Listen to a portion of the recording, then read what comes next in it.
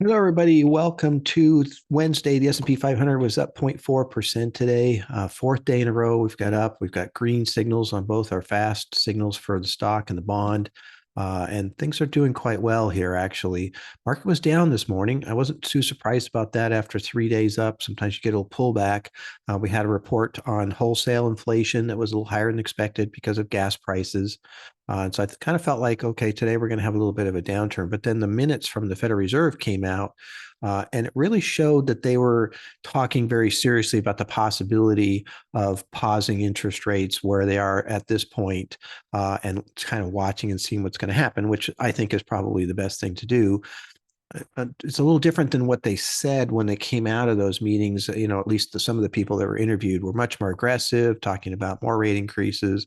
One person was even talking about two rate increases and kind of, driving the market as far as that goes. And then the last couple of days, we've had the Federal Reserve governors talking about, fact of maybe we've done enough. And so, we're still kind of in that gray zone here where, we're trying to make sure inflation continues to come down, and we'll see how the Fed does that. But we bounced off this support. I'd like to see some more volume coming in, get things really moving here.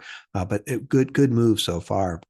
We also had I think, some really interesting news today in that we're seeing more and more of the Wall Street analysts up their projections for the earnings for this next quarterly report that's coming up.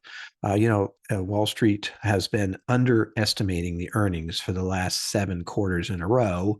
And so they're now trying to move them back up, which is good because we've been seeing them move them down quite a bit here for this year. And I think we're starting to see a reversal of that as people start to come in. And so that's something that is paid attention to very heavily. In the end, earnings are what drives the entire stock market. And everything we talk about is just how does it impact earnings? The Federal Reserve has the ability with raising rates to impact earnings. Inflation has the ability to impact earnings, et cetera. It all comes down to earnings. So when you got analysts, here on Wall Street starting to up their estimates for earnings, you're going to see the stock market respond positively to that. And I think that's pretty great. So, we're heading into earnings season here. We'll see how that plays out. Of course, tomorrow's the big day in terms of the CPI inflation number that'll come out. We'll see how the market reacts to that. Again, wouldn't be surprised to see it not drop much or be up a little bit on the top line inflation because the price of gasoline and oil has been up from, where it was back in June.